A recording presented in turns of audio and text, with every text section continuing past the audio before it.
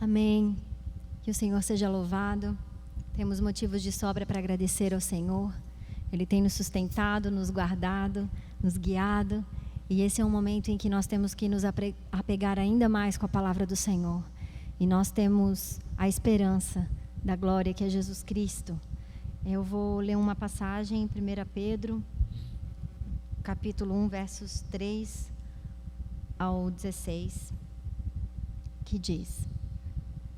Não, versos 3 somente. 3 até o 5. Bendito seja o Deus e Pai de nosso Senhor Jesus Cristo, que segundo a sua grande misericórdia nos gerou de novo, para uma viva esperança, pela ressurreição de Jesus Cristo dentre os mortos, para uma herança incorruptível, incontaminável, e que se não pode murchar, guardada nos céus para vós. Que mediante a fé estáis guardados na virtude de Deus para a salvação, já prestes para se revelar no último tempo. Que essa graça que nos alcançou possa ser um guia nesses dias em que nós estamos vivendo. Todos os dias das nossas vidas, que nós possamos nos apegar na graça do Senhor, que nos alcança. Amém? Vamos celebrar, porque nós temos motivo. Você celebre aí no seu lar, não deixe de louvar ao Senhor. Em meu louvor o Senhor habita e Ele está presente agora, nesse momento. Glória a Deus.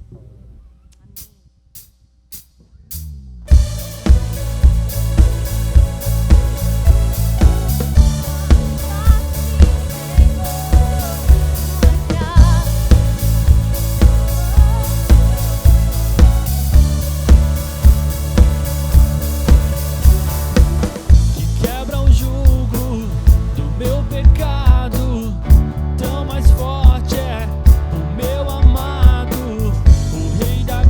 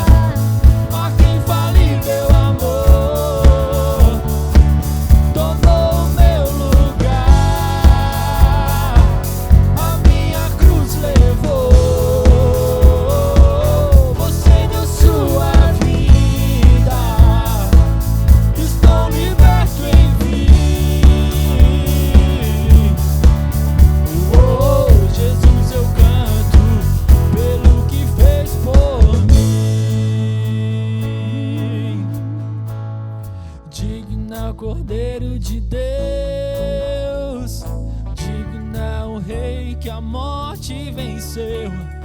Digno é o Cordeiro de Deus, digno é o Rei que a morte venceu. Digno é o Cordeiro de Deus, digno é o Rei que a morte venceu. Digno é o Cordeiro de Deus.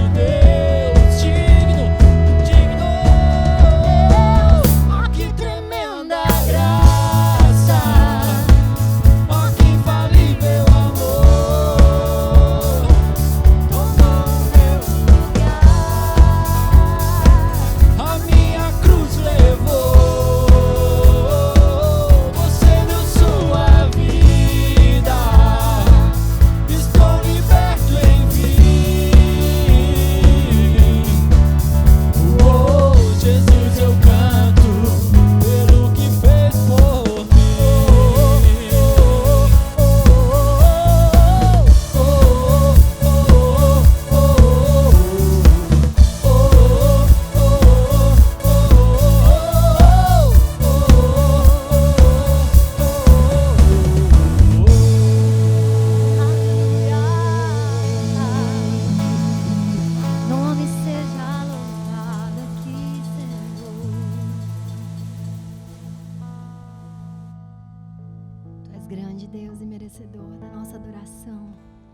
Nós nos rendemos a Ti em adoração nesse momento. Entregamos o nosso coração, as nossas vontades. Tu és soberano sobre tudo e todos, Deus. Toma nossa vida, Deus. Grande é o Senhor e muito digno de louvor. Na cidade do nosso Deus, seu santo monte. Alegria de toda a terra.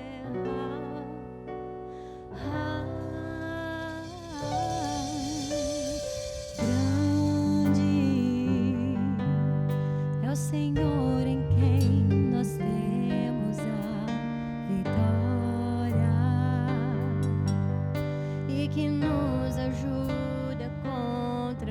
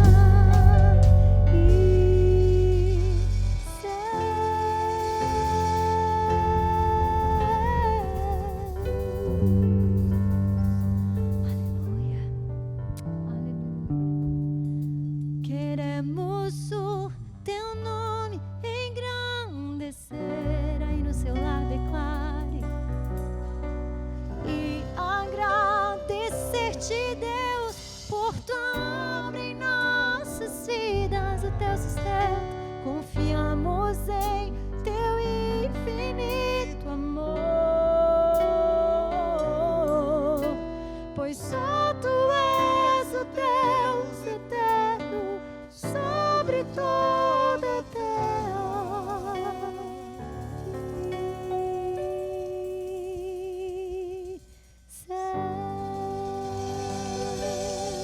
Confiamos em ti, Senhor. Confiamos em ti, na tua grandeza e no teu amor, no poder do teu amor. Tu és grande, soberano. Aleluia, aleluia. Tu és bom, tu és bom, tu és bom. Tu és bom, Deus, em todo o tempo. Tu és bom.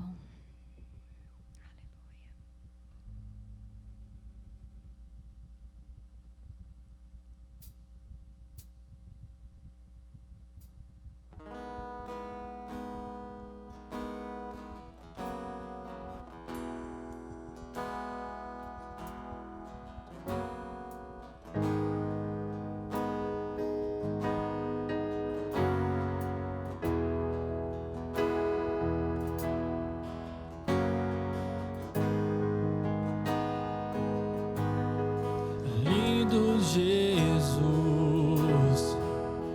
Rei do meu coração, como eu amo os teus caminhos.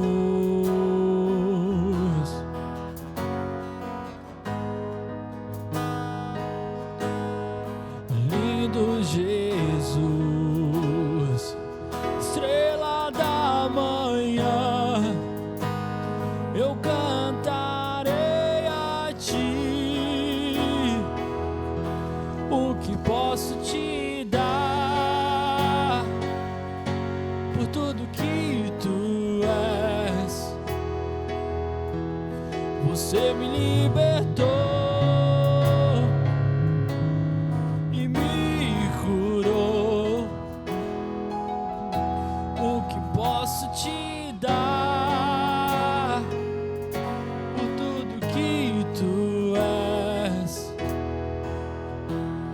Você me libertou e me curou. Tu és bom.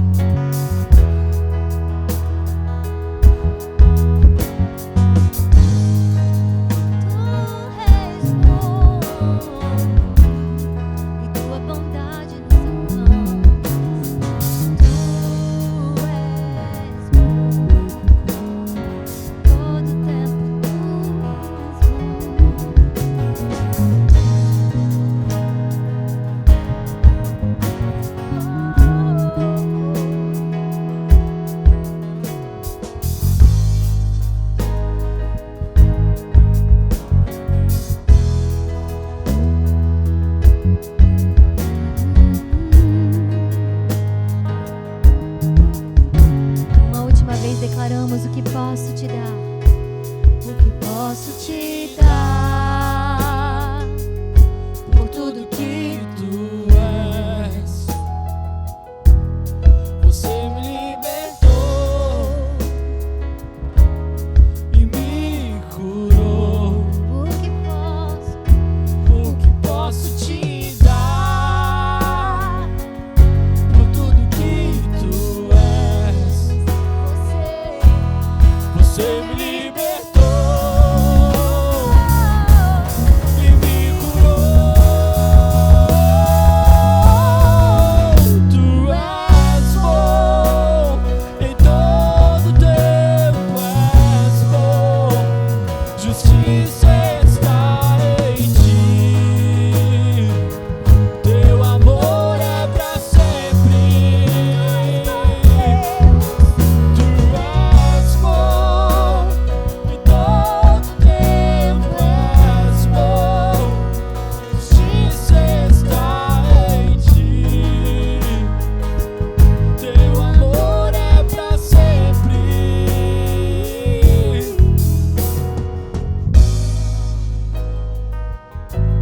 Amém. Tu és bom, Jesus. Em todo tempo és bom. Obrigado, Deus, porque tua misericórdia se renovou essa manhã e porque tua graça tem nos alcançado, Senhor. Deus, não nos deixe esquecer nesses dias, papai, que tu és bom e que em todo tempo tu és bom, que tu és socorro bem presente na tribulação, que tu és o Deus, papai, que está aqui perto, Senhor, cuidando dos seus. Glória a Deus, irmão. Vamos para o momento dos dízimos e ofertas.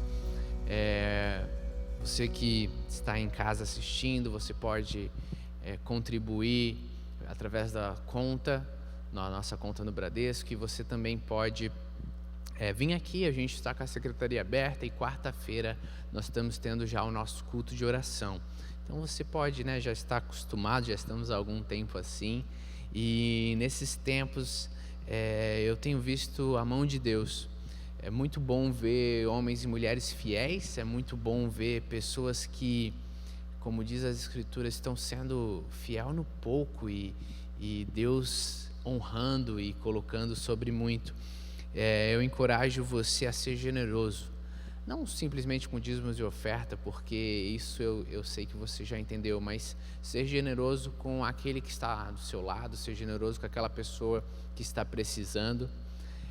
Como igreja, nós estamos aqui unidos e se você estiver precisando, você pode entrar em contato com a gente. A gente tem se organizado para também, como família, estar contribuindo, estar ajudando uns aos outros. E em momentos assim é muito bom ver o amor de Deus sobressaindo, é muito bom ver as pessoas refletindo a glória de Deus. Vamos orar, Deus, por todos aqueles que entenderam esse mandamento. Senhor Deus e Pai, obrigado, papai, obrigado por todos aqueles, Deus, que compreenderam, Senhor, que melhor é dar do que receber.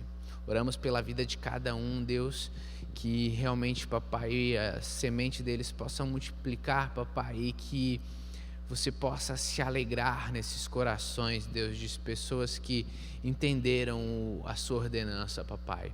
Eu oro, Deus, declarando, papai, suas bênçãos na vida de cada um e que realmente, papai, a gente possa, Deus, ver a sua mão em meio a tempos difíceis, papai, que a gente possa testemunhar das coisas que tu tem feito em nós e através de nós, em nome de Jesus, amém? Aproveite esse momento para mandar uma mensagem para aquela pessoa que você ainda não viu depois de todos esses dias. Pega o WhatsApp e diz para ela que você está aqui para ela, manda um Jesus te ama e vamos louvar a Deus nesse período, amém?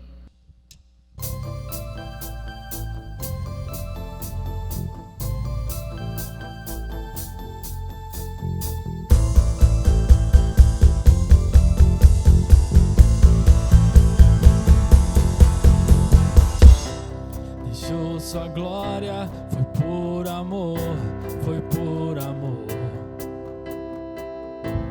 E o seu sangue derramou, que grande amor. Naquela via dolorosa se entregou.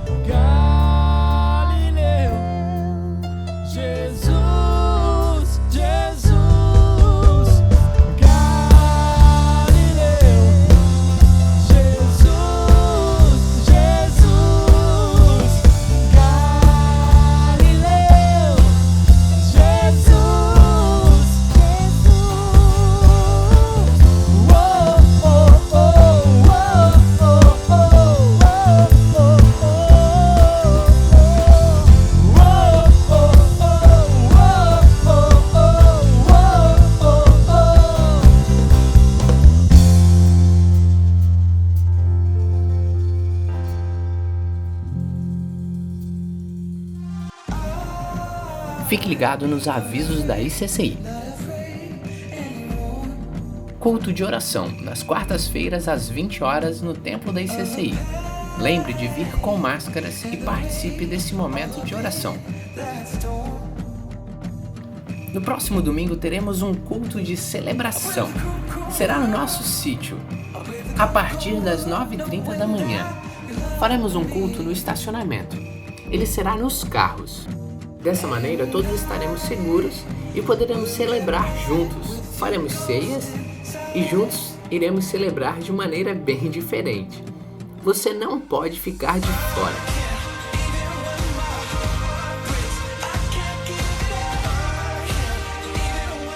Amém. Glória a Deus. Vamos para o momento da palavra. Esteja aí, se ajeite, esteja confortável para a gente ouvir um pouco mais do que Deus tem para nós. Vamos orar.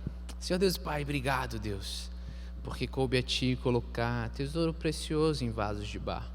Eis-nos aqui, Senhor, usa-nos, papai, que a gente possa ser instrumento da Sua palavra, Deus, que a gente possa estar sendo edificado através do que Tu tem para nós, papai, que Teu Espírito esteja falando, Deus, e se revelando, e que a gente possa ser edificados como igreja, em nome de Jesus, amém.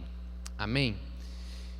Como é que vocês estão, gente? Quarentena, uma quarentena que já está meio estranha, o pessoal, algumas coisas abrem, algumas coisas não abrem, às vezes parece normal, às vezes não parece normal, é um momento confuso, um momento estranho, mas estamos aqui, estamos vivendo esse período, a igreja ainda vazia, é triste, mas também com todos os modos que estão voltando, é triste igual, né? 30% só das pessoas, máscaras e tudo mais. Eu anseio por aquele dia em que nós vamos poder estar todos juntos aqui, cantando de verdade, se cumprimentando, abraçando o irmão, falando que estava com saudades e que juntos vamos louvar a Deus e aprender mais, porque simplesmente é bom estarmos juntos. Mas graças a Deus pela tecnologia que nos permite estar mesmo distante, cultuar juntos de alguma forma, amém? Queria que você abrisse comigo em Abacuque, capítulo 1. Vamos fazer uma mensagem simples que Deus tem falado comigo durante esses dias. Vamos ler do 1 ao 4.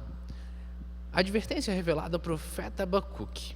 A primeira queixa de Abacuque, versículo 2. Até quando, Senhor, clamarei por socorro sem que tu ouças? Até quando gritarei a ti violência sem que tragas salvação? Por que me fazes ver a injustiça e contemplar a maldade? A destruição e a violência estão diante de mim, a luta em conflito por todo lado. Por isso a lei se enfraquece, a justiça nunca prevalece.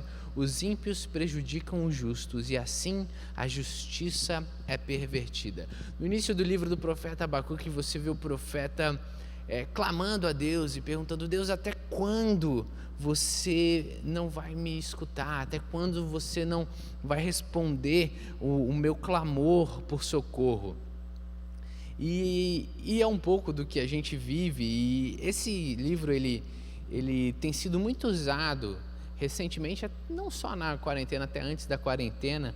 Esse livro ele fala de um momento muito interessante na história de Israel, só que muitas vezes a gente usa ele de maneira errada. Eu não sei como você está passando por tudo isso, né? É um momento único na história e no começo, nos primeiros dias que tudo isso aconteceu, eu confesso que eu fiquei com uma revolta, não tão grande assim, mas uma pequena revolta em relação à igreja, porque quando começou tudo isso, as pessoas começaram a pregar para crentes. A gente começou a falar: não, irmão, não se preocupa, Jesus está com você, não se preocupa. Era como se todo mundo estivesse dando a mão e falando: vai dar tudo certo, a gente vai passar pela tempestade e blá, blá, blá, blá, blá. E naquele primeiro momento eu pensei: gente, se o crente que crê em Cristo e conhece a verdade está passando por tudo isso, meu Deus, o que dirá o não crente? E no começo eu até fiz algumas mensagens, né, usando redes sociais, falando: esse é o tempo de ser filhos maduros, de ser cristãos que vão mostrar Cristo em meio a tudo isso. E eu ainda penso assim, eu ainda penso que nós como igreja brilhamos mais quando as trevas são mais densas. Então a gente precisa fazer isso. Só que foi engraçado porque passou 2 semanas e eu estava angustiado. Depois de 2 semanas eu sempre fui um cara muito tranquilo, eu sou meio cínico e tudo mais, mas depois de 2 semanas eu tive como se fosse crise de ansiedade, pela quantidade de informação e porque eu olhava para a igreja e muita coisa não fazia sentido. Não só a igreja, eu olhava para a sociedade e muita coisa não fazia sentido. Era como se muitas pessoas usassem versículos fora de contexto, usassem mensagens que não faziam sentido com o momento, onde muitas pessoas estavam lá lutando e se esforçando para defender seus próprios ídolos. Era um momento onde a sociedade estava loucaça e muita informação e desinformação, vídeos e coisas na internet. Isso me gerou uma certa ansiedade e com isso eu pensei: Deus, eu quero que alguém pegue a minha mão e fale que vai dar tudo certo. E em 2 semanas depois eu realmente percebi que o óbvio precisa ser dito. A gente precisa ser lembrado e relembrado de que Cristo em nós é a esperança da glória. A gente precisa ser lembrado e relembrado que Ele é socorro bem presente na tribulação. Então, por mais que muitas vezes a gente tem essa sensação de não, precisamos ser esse cristão maduro, ao mesmo tempo, conforme os dias passam, a gente precisa ser relembrado do óbvio, daquilo que nós já sabemos, mas por causa de algumas coisas acaba esquecendo. E aconteceu comigo, depois de 2 semanas de revolta, eu pensando, não, a gente precisa ser esses super cristãos, eu me peguei em um momento de crise própria. E aí, crise vendo tudo acontecer e uma agonia estranha. E aí eu pensei, nossa, eu preciso trazer à memória aquilo que me dá esperança. Quando você lê o início do capítulo aqui de Abacuque, logo depois do versículo 4, do versículo 5 em diante, o Senhor responde a Abacuque, e ele responde que está enviando o povo dos caldeus, que são os povos babilônicos, para a destruição de Israel. E isso é assustador para Abacuque, porque Deus está usando um povo ímpio para trazer justiça, para trazer a sua ira sobre o povo de Israel que estava longe de Deus. E mesmo assim ele usava um povo ímpio para realizar isso. Em Abacuque 2, no capítulo 2, Deus pede para Abacuque escrever a visão que ele vai passar, e ele pede para que Abacuque escreva essa visão de forma grande e clara, até para quem estiver correndo possa avistar. E aí ele fala na visão dele do juízo que ele está trazendo sobre as pessoas. E aí a gente chega no capítulo 3. E aí no capítulo 3, depois de Abacuque ouvir tudo isso, ele faz uma oração. E aí ele cria um salmo, ele cria uma canção. E aí ele diz no versículo 2, Senhor, ouvi falar da tua palavra e temi. Aviva, ó Senhor, a tua obra no meio dos anos. No meio de nós faze-a conhecida. E na tua ira, lembra-te da tua misericórdia. E isso é maravilhoso, porque nessa vontade de Abacuque falar, aviva-nos, Senhor, ele mostra para nós um desejo de que a palavra de Deus se cumpra. Ele fala, aviva-nos e cumpra em nós a sua palavra. Realiza no meio de nós e faz ela conhecida. E isso é muito mal usado hoje em dia, porque a gente usa muitas vezes esse versículo para falar de avivamento, para falar do avivamento do Espírito que vem para nós e ele aviva-nos. E aqui Abacuque, ele está falando aviva-nos para que a sua palavra se cumpra em nosso meio. E qual é a palavra que tem que se cumprir? A palavra que Deus diz no capítulo 1 e no capítulo 2, que ele destruiria o povo, que ele destruiria Israel e levaria cativos a muito. Então Abacuque, ele, depois de ver tudo isso, ele clama: Deus, então realiza aquilo que você quer, e que a sua ira caia sobre o povo, mas que quando ela cair, você lembre-se de nós e tenha misericórdia. E por que isso é tão louco? É muito porque muitas vezes usamos errado o versículo, querendo trazer avivamento do Espírito, enquanto na verdade Abacuque está clamando simplesmente para que esse avivamento seja o cumprimento da palavra de Deus, e essa palavra era uma palavra dura para o povo. E quando você olha isso e você traz isso para nós, a gente percebe que existe uma mudança de tempos, onde ao invés de nós gritar: aviva-nos Deus, cumpre o seu desejo sobre nós e tenha misericórdia de nossas vidas quando a sua ira for derramada sobre a terra, a gente simplesmente clama para que Deus simplesmente nos livre dessa. A gente clama para que Deus poupe-nos. E não é o que acontece aqui. Aqui Abacuque simplesmente clama para que a vontade de Deus seja feita. E se você vê a Bíblia, querido, existe um caminho onde nós estamos percorrendo, e ele não é um caminho que ficará fácil e leve. Ele é um caminho estreito. Ele é um caminho onde a gente vai indo para uns finais dos tempos, onde esses finais dos tempos serão cada dia mais trabalhosos, e se Deus não abreviasse, muitos até dos escolhidos falhariam.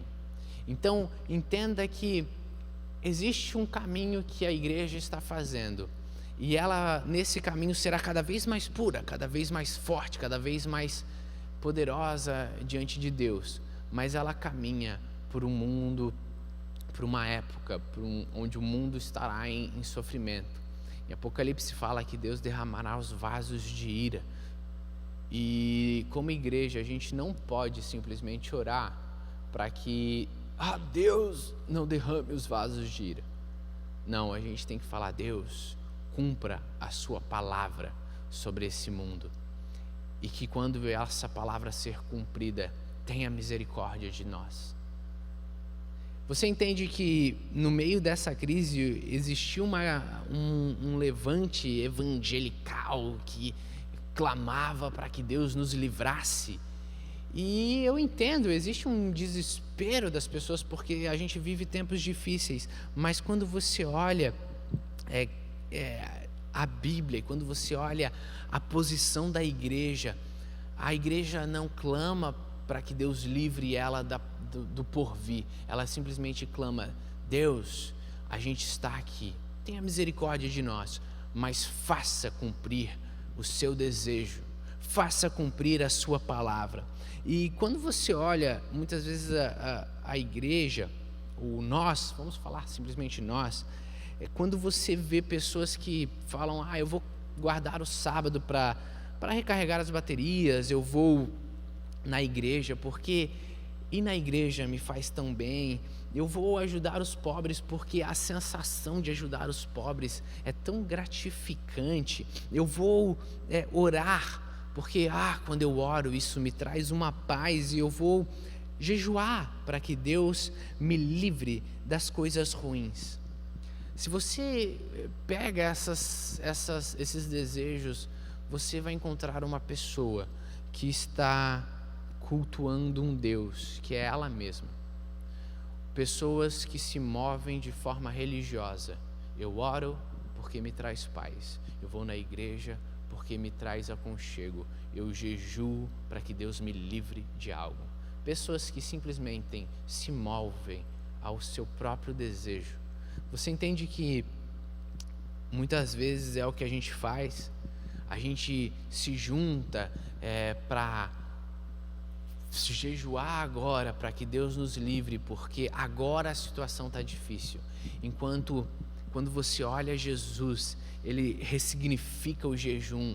Ele diz para que você jejue de cabeça erguida, para que as pessoas nem saibam que você está jejuando. E quando questionado, por que os discípulos não jejuavam? Eles falaram, por que jejuariam se eles estão com um noivo? Se eles estão no banquete junto comigo, por que eles vão jejuar? Porém haverá dias em que o noivo será tirado, e nesses dias eles jejuarão. Então por que eu jejuo? Eu jejuo porque o noivo não está. E eu tenho um desejo, um anseio pelo noivo. Eu tenho uma vontade real de que o noivo venha. E por isso eu jejuo. Para que eu simplesmente deixe de me alimentar de coisas da carne. Para que eu possa me alimentar das coisas do Espírito. E você percebe que no meio do caos a gente entra em desespero. E a gente simplesmente volta e transforma de novo o jejum em greve de fome. Como se nós jejuasse, Deus ia olhar para nós e falar, ai tadinho, ele está passando fome, eu vou livrar ele delas. Não, eu jejuo para que o noivo venha. Eu jejuo para me encher do Espírito. E que mesmo que o juízo de Deus venha sobre o mundo, eu consiga estar aqui no meio, clamando por misericórdia, no meio de tudo isso. Clamando para que eu me arrependa dos meus próprios pecados e simplesmente encontre graça diante de Deus. Não para que Ele me livre de tudo isso, para que a palavra dEle se cumpra em meio a tudo isso e eu passe no meio de toda a vontade que Ele estiver realizando sobre nós e sobre o mundo. A gente vive numa época que a religião ela tem... Como religião, ela tem crescido muito. Essa semana eu comprei um livro que não é exatamente um livro, ele chama A Bíblia Comentada Por. A Bíblia Comentada Por. Só que na hora do por não tem ninguém, você tem que escrever o seu nome. Então quem comenta a Bíblia é você. E aí ele tem uma série de versículos, uma série de passagens. São, se eu não me engano, umas 50 passagens da Bíblia inteira, onde você vai ler estas passagens e você vai comentar, você mesmo vai comentar. Então não é só uma leitura, é uma leitura onde você analisa estas passagens e comenta. E a primeira passagem que ele tinha foi em Gênesis 1, 26 ao 28, e que diz, disse Deus, façamos o homem a nossa imagem, conforme nossa semelhança, e domine sobre os peixes do mar, sobre as aves do céu, sobre o gado e sobre toda a terra, e sobre todo o réptil que se move sobre a terra. E criou Deus homem à sua imagem, a imagem de Deus criou, homem e mulher os criou. E Deus os abençoou, e Deus lhes disse, frutificai, multiplicai, vos enchei a terra, sujeitai e dominai sobre os peixes do mar, sobre as aves do céu, e sobre todo o animal que se move sobre a terra. A gente, óbvio, muito bom começar com o Gênesis, né? Nada melhor do que começar com o início. Mas quando você lê esse versículo, e eu pensei, vamos comentar esse versículo. E a primeira coisa, óbvio, é quão maravilhoso é um Deus que simplesmente nos criou a sua imagem e a sua semelhança.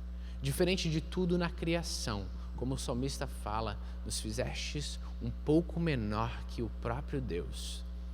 Como coroa da criação fomos criados. A gente é criado à imagem e semelhança. Existe um movimento normal e bom nosso de se humilhar e de fazer pouco caso sobre nós. Mas quando você lê Gênesis, você percebe que existe algo de especial. Existe algo onde a criação toda estava feita, Deus tinha visto que era bom, e Ele para e Ele diz, façamos o homem a nossa imagem, conforme a nossa semelhança. Você foi criado de maneira incrível, de maneira que se assemelha ao próprio Deus. Isso é assustador e maravilhoso ao mesmo tempo. Dotados de vontade, dotados de desejo, dotados de inteligência, dotados de algo que simplesmente só você tem, que te diferencia de tudo o que a criação tem, criados à imagem e semelhança. E aí, depois de Deus dar essa identidade a mim e você, a semelhança do próprio Deus, imagem e semelhança do Deus Pai, do Deus Filho e do Espírito Santo, façamos o homem a nossa imagem. Depois de tudo isso, ele vem e ele diz uma função. Ele fala: domine o homem sobre todos os peixes do mar, as aves do céu, sobre o gado, sobre toda a terra, sobre todo o réptil que se move sobre a terra. Ele simplesmente ele comanda que o homem domine sobre toda a criação. E aí vem o meu segundo comentário sobre esse simples texto. Depois de essa identidade de imagem e semelhança de Deus vir, existe uma função simples: dominar sobre toda a terra, dominar sobre todos os animais, dominar sobre tudo. Mais para frente ele fala: frutifique, multiplique, encha a terra e sujeite a terra e domine sobre tudo. Então, nessa hora você percebe, a terra em si foi criada para que a gente dominasse sobre toda ela e dominasse conforme a vontade de Deus. Agora, existe algo que Deus fez que a gente... Não que Deus fez, mas existe algo onde a gente não tem domínio.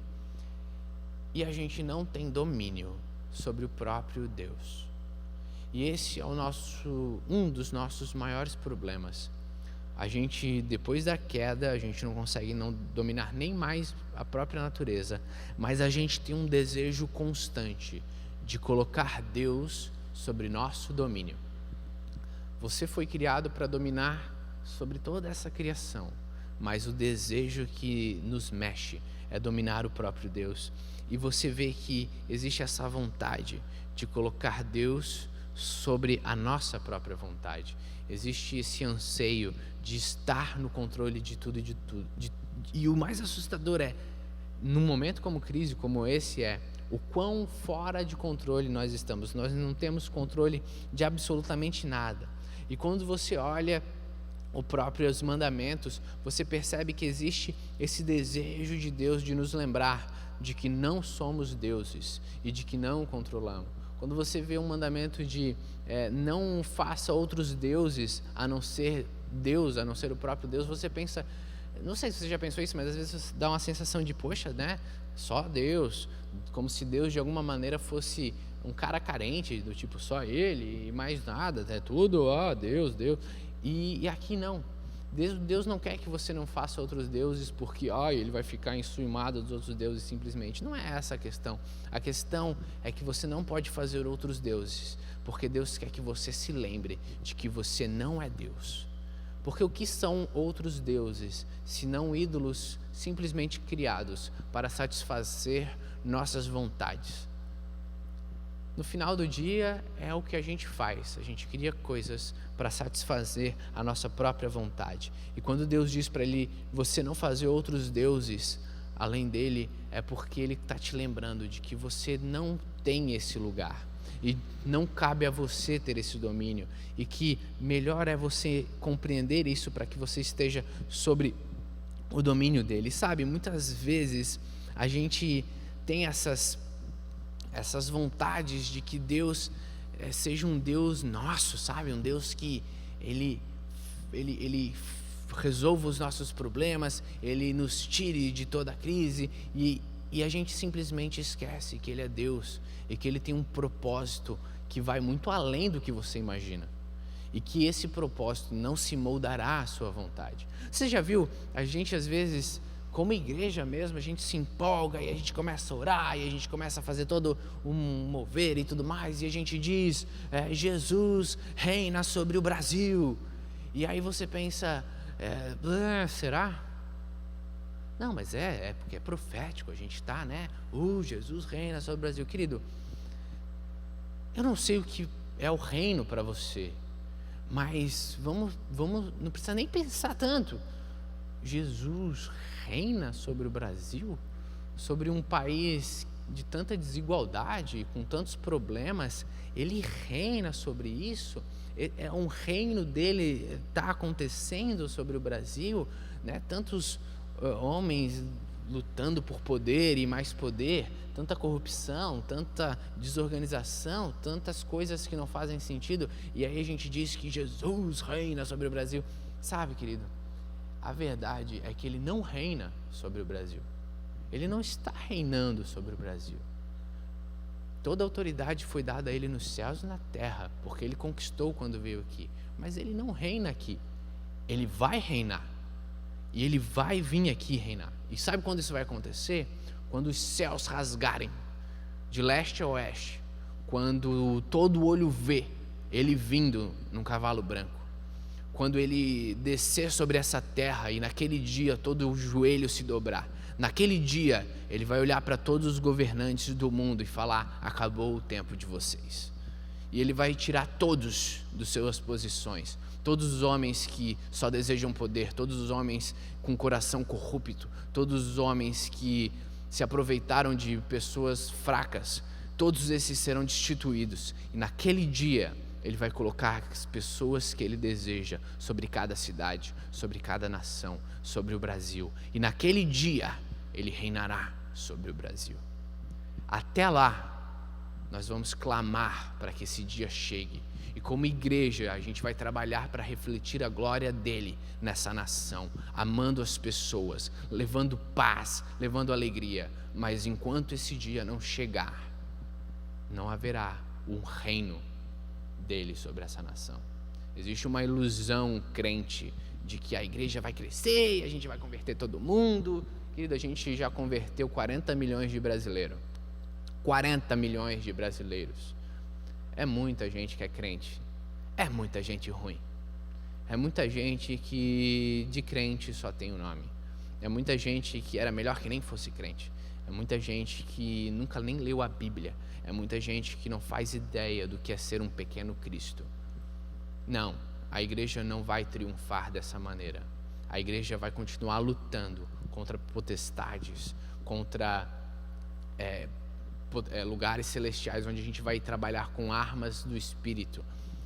Não com imposição, não com força, mas através do Espírito Santo, alcançando pessoas, levando amor.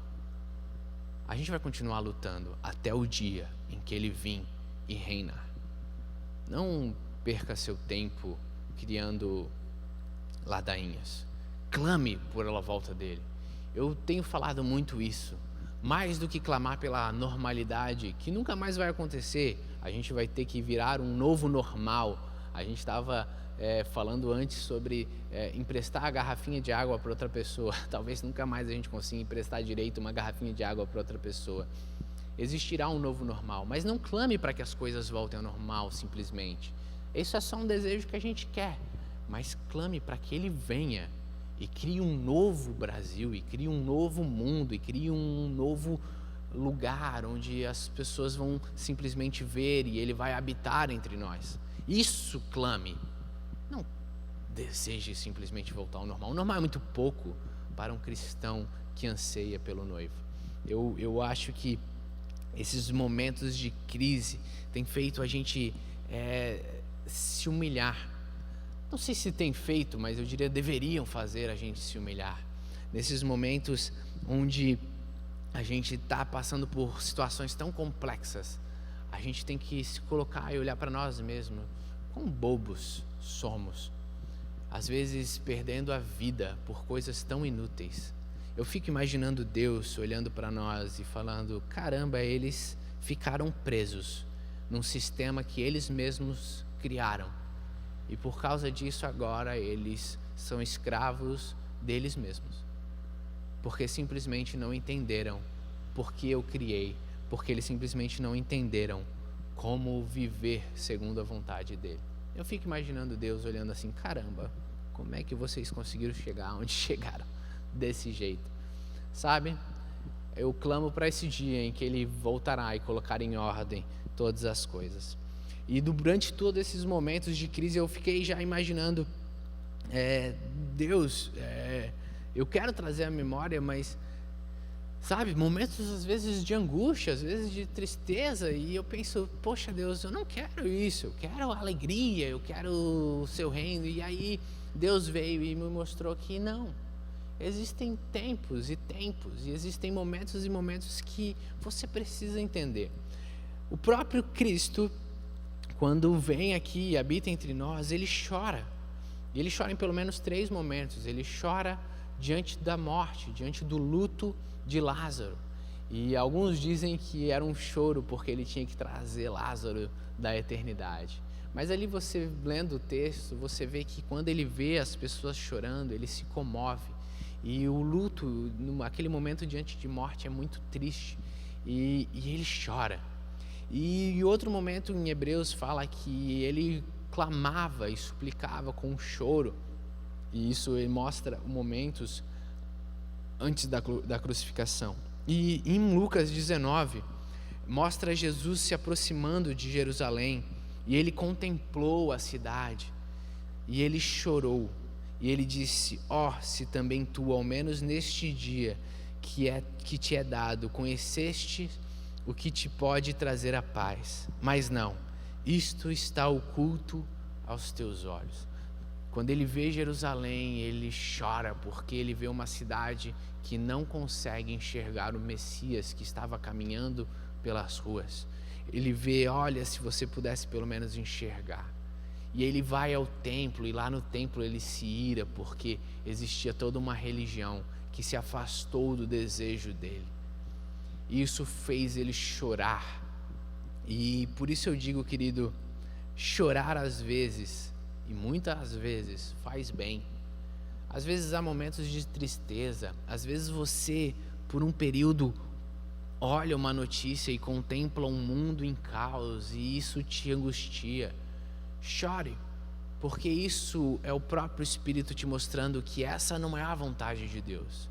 Não é da vontade de Deus que tantas pessoas morressem, não é da vontade de Deus que tudo isso acontecesse dessa maneira, porque a vontade de Deus é que um reino maravilhoso e eterno seja instalado aqui. Então, quando você enxerga as coisas como não deveriam ser, isso gera angústia. É melhor que isso gere angústia para você do que você ver todo esse caos, todas essas situações e achar normal. Achar, não, é isso aí mesmo. Não, querido, isso como um cristão tem que te levar a pensar: Deus, misericórdia, porque eu sei que essa não é a tua vontade. E quando você vê as cartas de Paulo, você vê um homem que clamava, que tinha dores de parto pelos seu próprio povo, pelos judeus que não compreendiam a vinda do Messias, e ele tinha dores de parto pelas igrejas que ele estava pregando, e ele falava: o meu coração, ele se angustia por causa que muitas vezes vocês ainda não entenderam a vontade de Cristo. E isso é o que tem que acontecer com nós. Então muitas vezes você diz: Deus, isso não é normal. Esses tempos de quarentena, quando você está num momentos difíceis, eu fiz um vídeo, eu escrevi um texto e eu fui muito sincero num texto, que eu admiro essas pessoas que fazem orações que parecem pote de margarina, músicas que dizem que estão super apaixonados e tudo. Tem momentos que eu simplesmente obedeço porque eu sei que é o que tem que ser feito.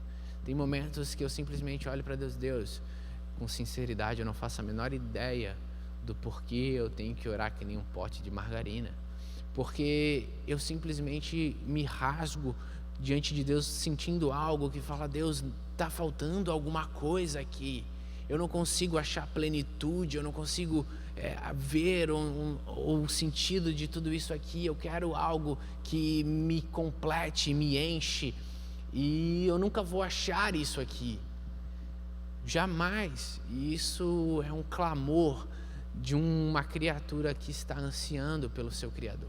Isso é o clamor de um homem que diz: Deus, aqui, tudo isso não é o bastante. Viajar e curtir, não, ainda não é o bastante. Eu quero algo mais.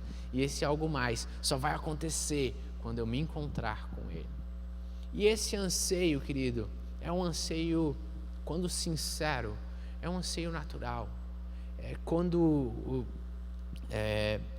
Agostinho fala que Deus, tu nos criastes para ti, e o nosso coração jamais descansará enquanto em ti não repousar. Agostinho simplesmente está falando do dia em que nosso coração vai repousar nele. Não aqui. Aqui é só um espelho. É como um espelho mal polido, um reflexo sujo em uma prata. mas haverá um dia em que veremos face a face. Por isso, é comum e é natural você não achar a plenitude aqui. Seria pior, seria assustador se você achasse que aqui está tudo bem. Se você se sentisse totalmente completo aqui, aí sim teria algo. Só que ao mesmo tempo, quando eu falo isso e quando eu penso isso, eu muitas vezes acho, Deus, mas então saber tudo isso não é ruim, então viver tudo isso não... Mas valeria eu ser um ignorante, mas valeria eu não saber nada disso, mas valeria talvez, sei lá, eu ser o tiozão do WhatsApp que fica mandando uns vídeos ridículos, nada a ver, mas pelo menos ele acredita naquilo e não se angustia, sei lá, mas valeria isso. E aí, quando eu penso, Deus nada faz sentido, é como se Deus viesse. E Ele vem e Ele me faz debruçar nas Escrituras de novo. E aí Ele vem e Ele faz me esvaziar de mim mesmo. E eu acho que esse é um dos nossos problemas. A gente está muitas vezes cheios demais de nós mesmos. E aí quando Ele começa a me esvaziar, eu começo a entender, mas valeria ser ignorante? Deus começa a mostrar o quão pífio eu sou. É como se Ele me pegasse pela mão e eu fosse apenas uma criancinha. Eu não sei se já aconteceu isso, quando criancinhas, eles vêm e fazem perguntas bobas para você. Sabe, é muito divertido, as crianças fazem umas perguntas bobas e pensa lá, o meu sobrinho lá, 5 aninhos, ele vem e ele fala, tio Joey, da onde vem o vento?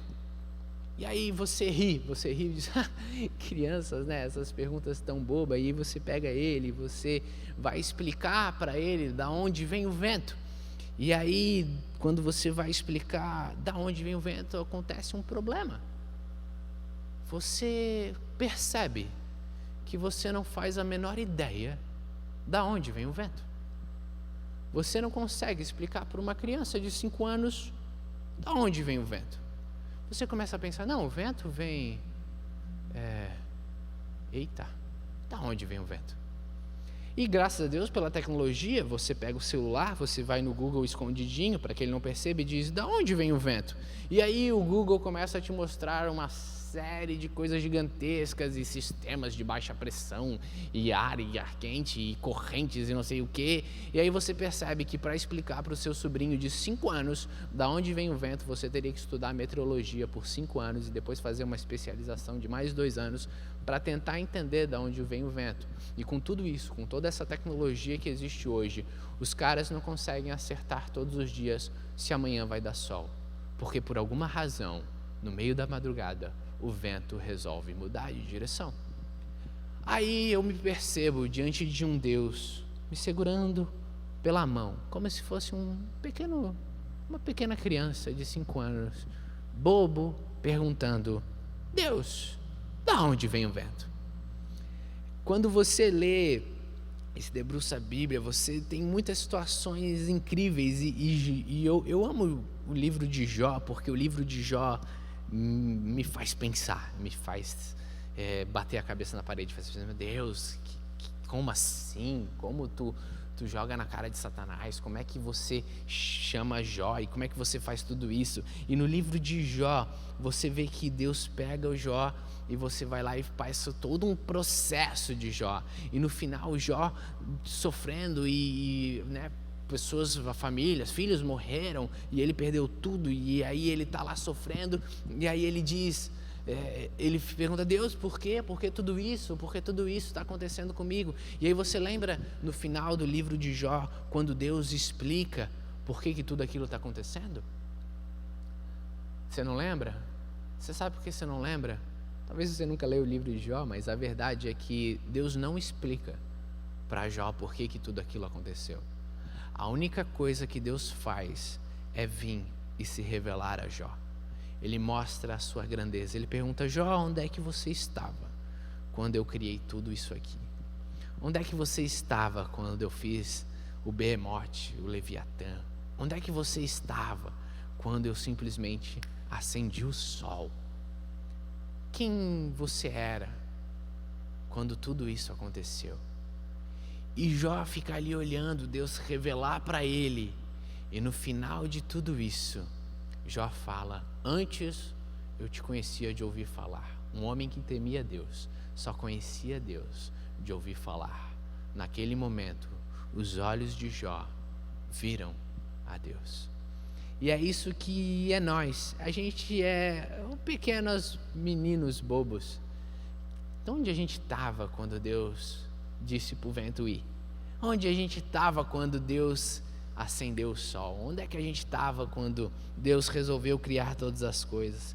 E é como Paulo, o profeta Isaías também fala, e Paulo fala em Romanos, quem é o homem para questionar a Deus? Como a criatura pode questionar o Criador? Como você me fez assim? E naquele momento eu fiquei pensando com angústia, eu pensei, Deus, vem e se revela. E foi quando você começa a entender tudo que Deus fez para que hoje você estivesse aí me vendo. Tudo que Deus fez para que hoje eu estivesse aqui. O salmista diz no Salmo 118, versículo 24, ele simplesmente fala, é um salmo muito bonito, onde ele fala de Cristo, e no versículo 24 ele diz: este é o dia que o Senhor fez, regozijemo-nos e alegremo-nos nele. Ontem passou, não existe mais. Se tu parar para pensar com bastante força no ontem é só uma memória.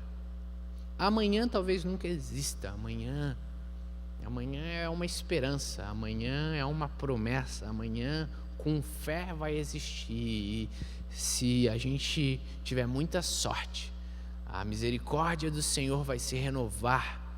E então amanhã vai existir. Mas hoje é o dia em que o Senhor fez. Regozijemo-nos e nos alegremos nele. Hoje. E a gente às vezes acorda e a gente acha que hoje é só mais um dia normal.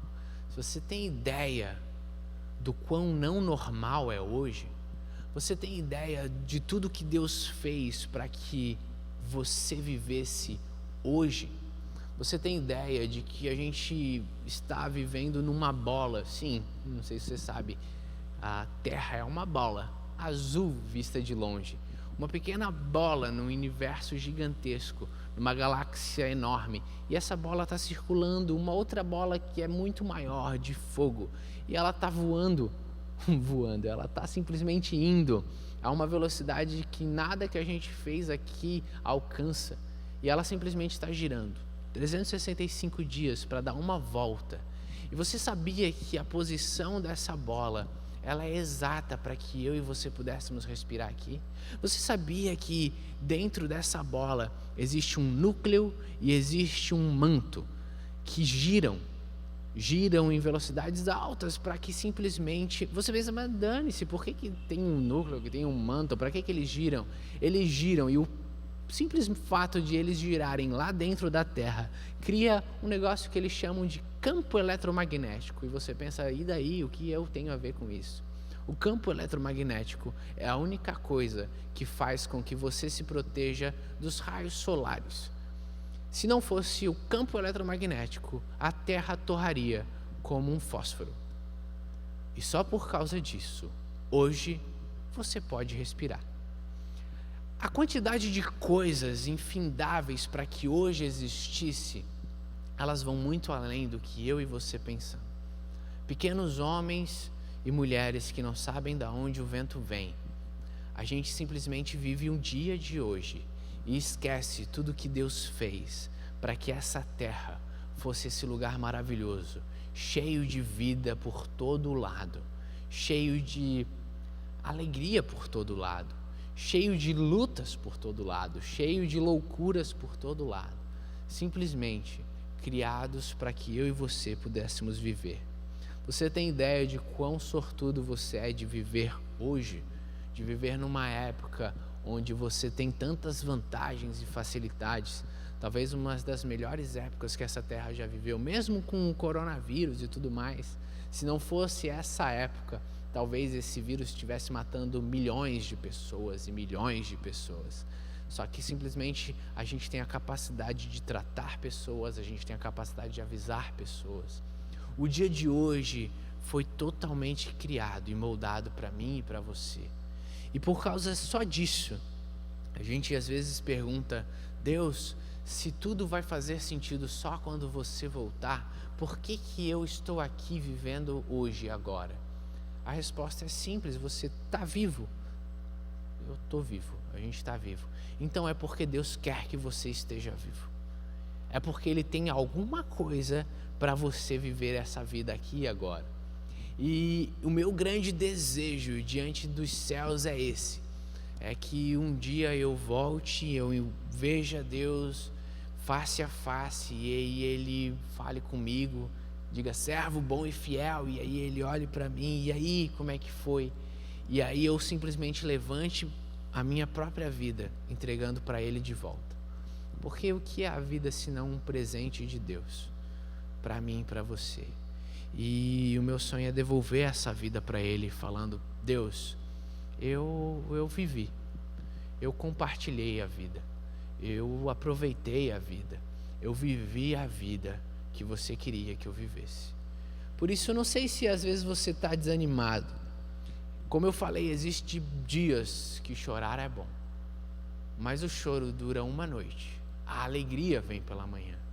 E por isso eu empolgo você a se alegrar, porque hoje é o dia que o Senhor fez, e você tem que se alegrar e regozijar nesse dia, porque o mundo inteiro foi moldado pelas suas mãos para que eu e você vivesse o dia de hoje. E se você está aí vivo, é porque existe alguma razão que o Criador dos céus e da terra deseja para você. Por isso aproveite. Essa semana teve o dia da dança.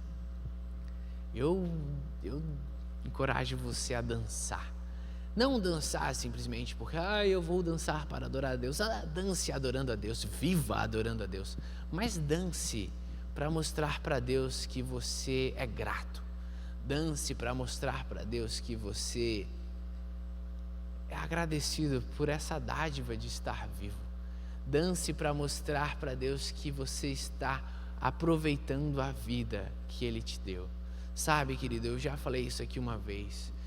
Se Deus criou tudo isso e se Deus fez tudo isso, é para que você viva isso nele, para que você aproveite. É como se Deus fosse uma grande cachoeira maravilhosa. E para aproveitar essa cachoeira maravilhosa, para honrar essa cachoeira maravilhosa, você não tem que fazer uma reza simplesmente para ela. Você não tem que fazer: ó, grande cachoeira dos céus e da terra, grande cachoeira forte que nunca acaba. Não, você tem que simplesmente entrar na cachoeira, você tem que aproveitar a cachoeira.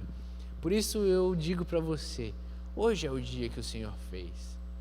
Aproveite a sua família, aproveite seu filho, aproveite a pessoa que está do seu lado, aproveite o ar que a gente consegue respirar.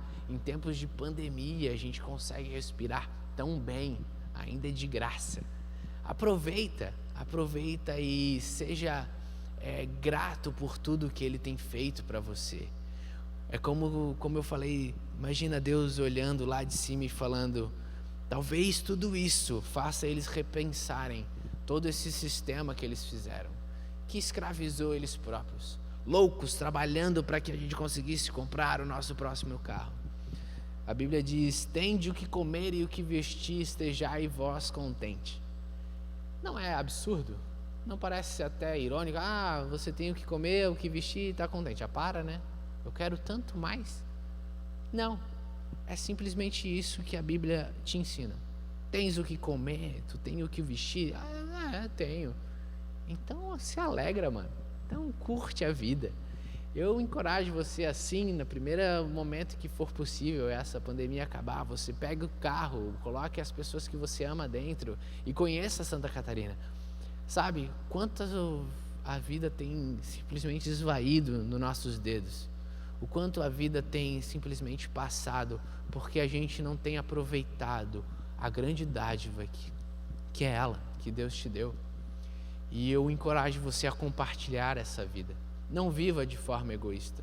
Não adore para se sentir bem. Não ore para sentir paz.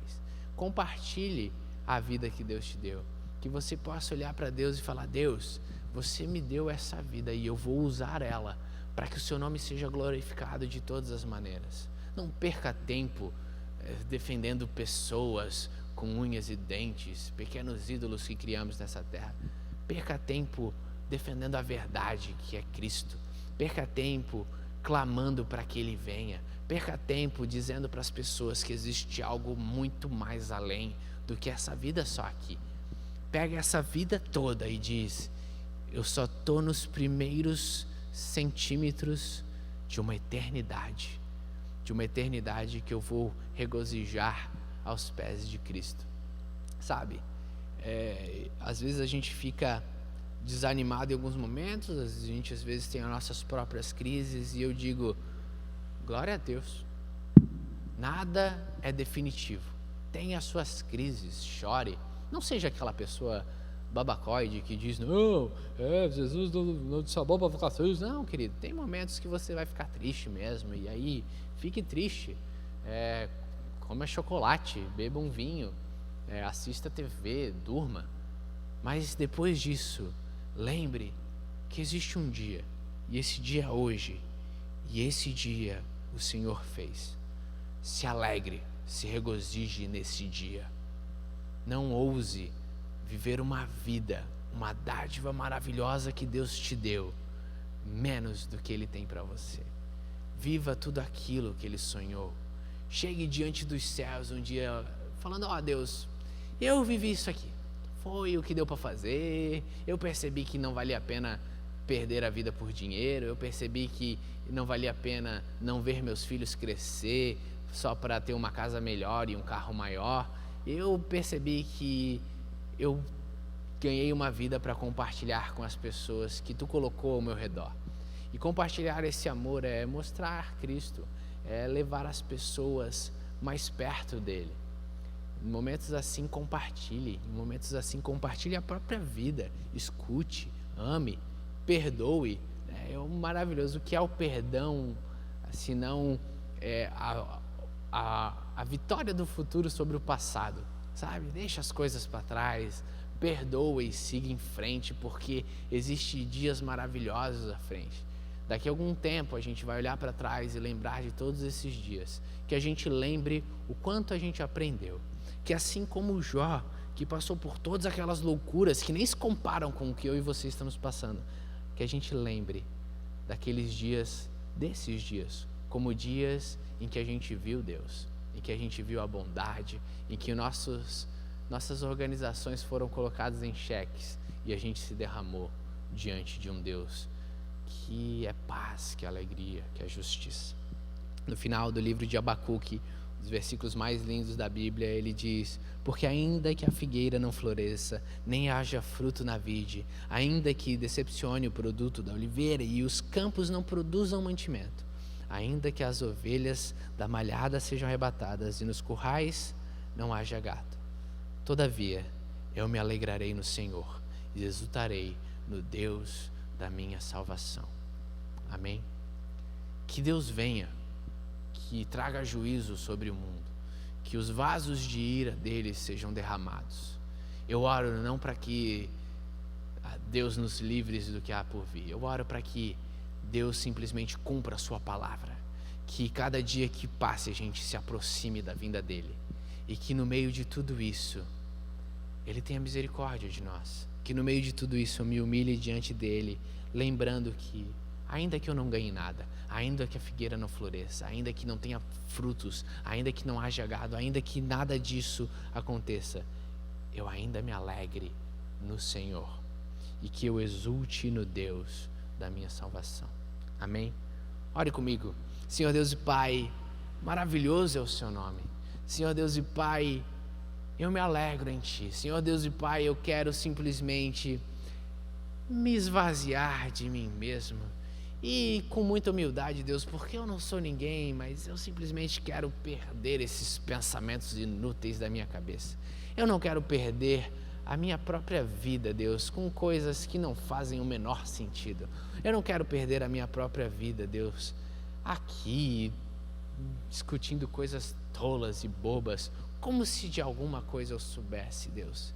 Deus, eu não sei nem da onde vem o vento. A única coisa que eu sei, papai, é que tu és real. É que hoje tu criastes, papai, para que eu me alegrasse e me regozijasse nesse dia, papai. Deus, eu te agradeço. Eu te agradeço porque naquela cruz, Deus, tu pagasse o preço de todos os meus pecados. Porque naquela cruz, Deus, tu me trouxesse salvação.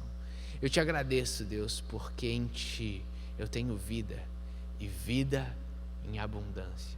Eu te agradeço, Deus, porque as minhas expectativas não estão nessa terra. Eu te agradeço, papai, porque não há crise ou situações assim que simplesmente vão me abalar ao ponto de eu perder as minhas esperanças. Eu te agradeço, pai, porque a minha fé não se abala em ti. Eu te agradeço, Deus, porque eu continuo, papai, lembrando que tu és o autor e o consumador da nossa fé. Eu continuo lembrando de quem tu és e de tudo aquilo que tu há de fazer.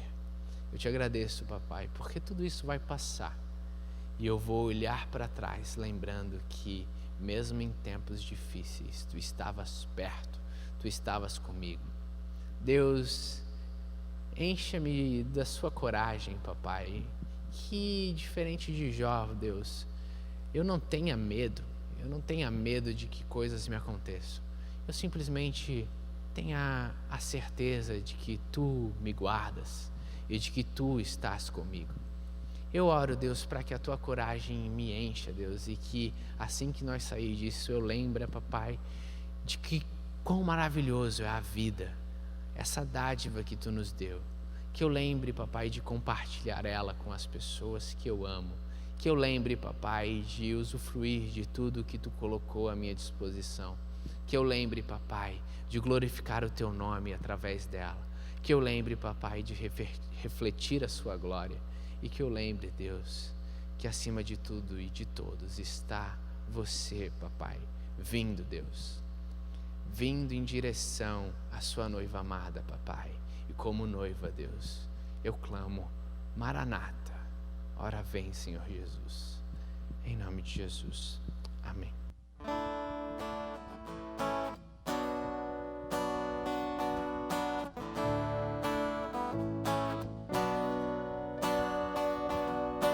Um menino nasceu, como um filho se nos deu.